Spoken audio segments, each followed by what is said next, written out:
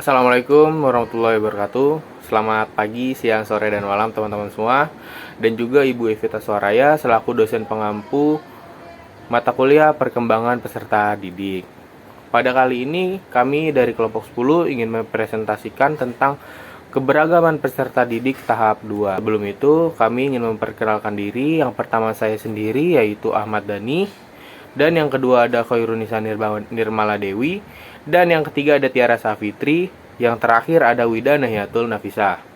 Sebelum itu saya ingin membacakan tentang peta konsep. Peta konsep yang pertama ada peserta didik dari latar belakang, budaya, dan gaya belajar. Lalu kita geser ke kiri, yaitu ada keberagaman latar belakang budaya, dan yang ke bawah ada gaya belajar peserta didik. Kita kembali dari awal, bergeser ke bawah. Ada implikasi keberagaman peserta didik. Lalu kita geser ke kanan, ada perencanaan pembelajaran yang diferensiatif, pendekatan multikultural dalam pembelajaran, strategi pengajaran yang variatif, pengelolaan kelas yang responsif, dan yang terakhir penilaian yang beragam dan juga inklusif. Oke, materi yang pertama adalah keberagaman latar belakang budaya. Latar belakang keberagaman peserta didik sangat penting dalam konteks pendidikan. Perbedaan dalam latar belakang seperti latar belakang keluarga, sosial, ekonomi, budaya, agama, dan bahkan kemampuan individual dapat memengaruhi cara seorang siswa belajar dan berinteraksi di kelas. Yang pertama, latar belakang keluarga. Latar belakang keluarga ini memiliki peran penting dalam membentuk nilai-nilai, sikap, dan juga motivasi seseorang siswa terhadap pendidikan. Latar belakang sosial, ekonomi keluarga juga dapat memengaruhi akses terhadap sumber daya pendidikan dan kesempatan belajar. Yang kedua adalah latar belakang sosial. Latar belakang sosial ini lingkungan sosial tempat siswa tumbuh dan berkembang, termasuk lingkungan sekolah dan juga masyarakat, juga dapat memengaruhi perkembangan mereka. Interaksi sosial, norma-norma budaya, dan pengalaman sosial dapat memengaruhi sikap, perilaku, dan prestasi belajar siswa. Yang ketiga adalah latar belakang budaya. Budaya memiliki pengaruh yang signifikan terhadap cara seseorang belajar, berpikir, dan berperilaku. Perbedaan budaya dapat menciptakan tantangan dan peluang dalam pembelajaran, sehingga guru perlu memahami dan menghargai perbedaan budaya siswa. Yang keempat ada latar belakang agama. Keyakinan agama seseorang dapat memengaruhi nilai-nilai, norma-norma, dan perilaku mereka. Pemahaman tentang perbedaan agama dapat membantu menciptakan lingkungan belajar yang inklusif dan menghargai keragaman. Selanjutnya ada gaya belajar yang dimana menjadi ciri khas peserta didik untuk dapat menyerap, mengatur, dan juga memperoleh informasi yang diterimanya. Karena setiap peserta didik memiliki gaya belajar yang berbeda-beda. Nah, gaya belajar ini terbagi menjadi 3. Yang pertama itu ada gaya belajar auditori, yang kedua ada gaya belajar visual, dan yang ketiga ada gaya belajar kinestetik. Nah, yang pertama itu ada gaya belajar auditori yang dimana suatu gaya belajar yang memfokuskan indera pendengarannya untuk memperoleh informasi. Nah, biasanya pada gaya belajar auditori ini menggunakan metode ceramah. Nah, yang kedua itu ada gaya belajar visual yang cenderung menggunakan penglihatannya untuk dapat menyerap informasi pembelajaran seperti melalui gambar-gambar atau media dalam pengajarannya.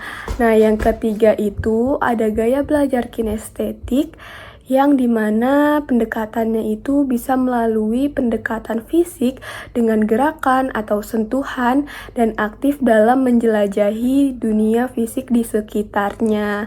Nah, biasanya pada gaya belajar kinestetik ini cenderung lebih ke praktik-praktik pembelajaran. Selanjutnya, ada pembelajaran berdiferensiasi yang merupakan metode mengajar yang menggunakan teknik bervariasi karena setiap peserta didik memiliki perbedaan satu sama lain. Nah, tujuannya ini untuk memastikan seluruh peserta didik memiliki kesempatan yang adil untuk belajar secara optimal. Nah, terbagi juga nih menjadi 4 langkah. Yang pertama itu menetapkan tujuan dan asesmen pembelajaran. Nah, di awal kelas, guru bisa menggelar pretest dahulu untuk mengenal karakteristik peserta didiknya, mulai dari sifat, minat, hingga gaya belajarnya. Nah, yang kedua itu menyediakan berbagai metode pembelajaran. Nah, guru bisa menyampaikan materi dengan secara lisan, praktik, ataupun diskusi melalui berbagai media seperti menggunakan video, gambar, ilustrasi permainan, atau kegiatan kelompok seperti pembelajaran untuk mendorong peserta didik mengeksplorasi materi melalui metode tersebut. Nah, yang ketiga itu membangun lingkungan secara inklusif. Nah, hal ini bisa dilihat dari penerapannya di dalam kelas, di mana guru memberikan kesempatan pada siswa untuk belajar baik secara individu maupun kelompok. Nah, yang keempat itu ada refleksi pembelajaran, yang dimana merupakan akhir dari suatu pembelajaran yang dirancang untuk menilai kemajuan peserta didik, seperti berhasil atau tidakkah atau adakah yang perlu diperbaiki untuk pembelajaran selanjutnya agar kedepannya bisa lebih efektif. Selanjutnya adalah pendekatan multikultural. Jadi pendekatan multikultural dalam pembelajaran menekankan pentingnya mengakui dan menghargai keberagaman budaya, suku, agama, bahasa, dan latar belakang siswa di kelas. Dengan metode ini, guru berusaha menciptakan suasana belajar yang adil dan inklusif, di mana setiap siswa merasa dihargai dan diterima apa adanya.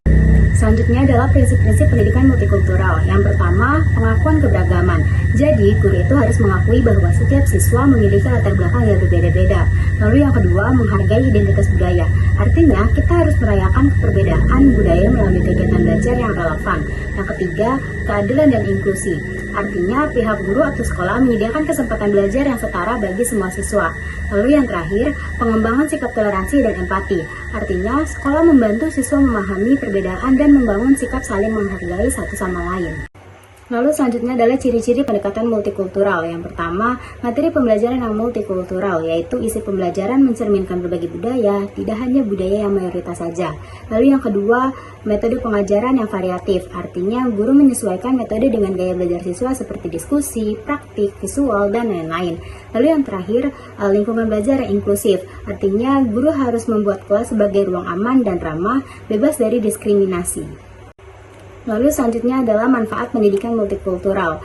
Yang pertama, menghargai keanekaragaman. Artinya, pendidikan multikultural dapat menumbuhkan rasa hormat terhadap perbedaan budaya, bahasa, dan agama.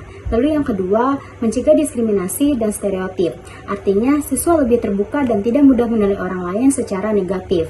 Lalu yang terakhir, mengembangkan empati dan kesadaran sosial. Artinya, pendidikan multikultural ini dapat membantu siswa memahami tantangan kelompok, minoritas, dan berperilaku inklusif. Selanjutnya ada materi pengajaran yang variatif. Strategi pengajaran yang variatif atau varied teaching strategy adalah penggunaan berbagai metode pembelajaran untuk meningkatkan hasil belajar dan mengurangi kebosanan siswa. Hal ini melibatkan penggunaan kombinasi metode pengajaran seperti ceramah, tanya jawab, diskusi, presentasi, dan aktivitas kelompok untuk membuat pembelajaran lebih menarik dan juga efektif. Yang pertama, ceramah dan tanya jawab. Ceramah dapat memberikan informasi dasar, kemudian diselingi tanya jawab untuk memastikan pemahaman siswa dan menciptakan interaksi dari siswa ke guru. Yang kedua ada diskusi dan presentasi. Diskusi kelompok dan presentasi membantu siswa berinteraksi, mengembangkan keterampilan komunikasi, dan memaparkan pemahaman mereka. Yang ketiga ada aktivitas kelompok. Aktivitas kelompok seperti proyek atau studi kasus dapat meningkatkan kerjasama dan kolaborasi di antara siswa-siswa. Yang terakhir adalah latihan dan kuis. Latihan dan kuis ini dapat membantu siswa mengaplikasikan pengetahuan mereka yang telah dipelajari dan mengevaluasi pemahaman mereka. Selanjutnya, pengelolaan kelas yang responsif, yaitu bagaimana guru bisa menciptakan suasana belajar yang tidak hanya kondusif, tapi juga peduli terhadap kebutuhan setiap siswa. Pertama, guru perlu peka terhadap latar belakang budaya dan kebutuhan tiap siswa. Artinya, setiap anak datang ke kelas dengan pengalaman, nilai, dan cara belajar yang berbeda. Seorang guru yang responsif akan mencoba memahami perbedaan itu, bukan menyamaratakannya. Selanjutnya, penting untuk menciptakan suasana kelas yang inklusif, adil, dan suportif. Bukan hanya soal siapa yang paling pintar, tapi bagaimana semua siswa merasa punya tempat dan kesempatan yang sama untuk berkembang dan dihargai. Selain itu, guru juga perlu mengatur interaksi dan dinamika kelas untuk bisa dilakukan dengan membangun komunikasi dua arah, mendorong kerjasama antar siswa, dan memastikan tidak ada yang merasa tersisih atau diabaikan. Dan terakhir, dalam menghadapi perbedaan pendapat atau konflik di kelas, pendekatan dialogis dan penuh empati sangat dibutuhkan. Guru tidak langsung menghakimi, tapi mendengarkan, memahami, lalu membantu siswa menemukan solusi secara damai. Intinya, pengelolaan kelas yang responsif bukan hanya soal aturan dan disiplin, tapi tentang membangun hubungan yang sehat dan saling menghargai antara guru dan siswa. Selanjutnya, kita masuk ke pembahasan tentang penilaian yang beragam dan inklusif. Dalam proses pembelajaran, penilaian tidak seharusnya terpaku hanya pada tes tertulis, karena pada kenyataannya tidak semua siswa bisa menunjukkan kemampuannya lewat cara yang sama. Oleh karena itu, penilaian perlu fleksibel dan mempertimbangkan berbagai cara siswa dalam mengekspresikan pemahamannya. Salah satu pendekatan yang bisa digunakan adalah dengan menggabungkan berbagai metode seperti observasi saat siswa berdiskusi, presentasi individu atau kelompok, penggunaan portofolio, bahkan penilaian berbasis proyek. Semua ini bisa memberikan gambaran yang lebih utuh tentang perkembangan siswa.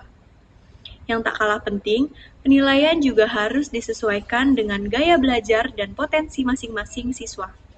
Ada yang lebih verbal, ada yang visual, ada juga yang lebih kuat dalam praktik langsung. Penilaian yang inklusif memberi ruang bagi semua gaya tersebut untuk berkembang. Dengan pendekatan ini, guru tidak hanya menilai hasil, tapi juga menghargai proses dan keberagaman cara berpikir siswa. Tujuannya bukan hanya mencari siapa yang terbaik, tetapi mendorong keadilan dalam belajar dan mengapresiasi kekuatan setiap individu.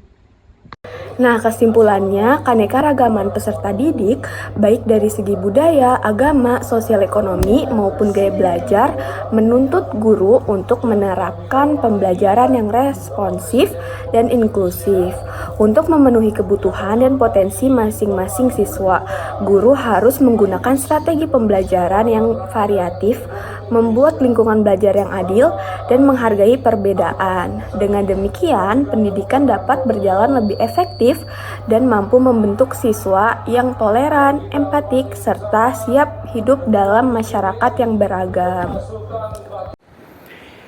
Sekian presentasi dari kelompok kami, dari kelompok 10, yaitu dengan judul Keberagaman Peserta Didik Tahap 2. Kurang lebihnya mohon maaf. Wassalamualaikum warahmatullahi wabarakatuh.